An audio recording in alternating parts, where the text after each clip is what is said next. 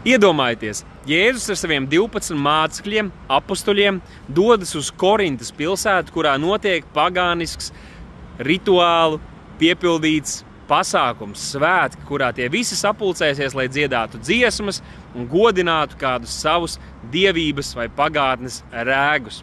Mēs taču neviens nevaram iedomāties, ka viņi tā darītu. Jautājums ir, kāpēc tad mēs ņemam tādu brīvību un piedalāmies šādās lietās? Pavisam nesen notika skolēnu dziesmu un deju svētki.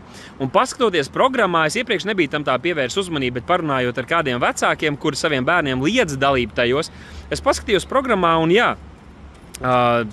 pastoties dziesmas, kādas tika dziedātas, tur ļoti daudz notika tādas neveselīgas valstisks un patriotisma slavināšanas, tāpat par buršanām tur ir dziedāšana un tad par daudzām dažādām dievībām, kas saistās ar latviešu šo te pagānisko izcelsmi, par pērkonu, par sauli, par mēnesi, par laimu un tam līdzīgām lietām. Jautājums ir tāds, ko jūs kristieši tur darījāt? Skatoties vai piedaloties šāda veida svētkos, saprotot, ka mums taču nav nekā kopīga gaismai, nekā kopīga nav ar tumsu, un mēs nevaram vilkt kopīgi šīs nastas kopā ar pasauli.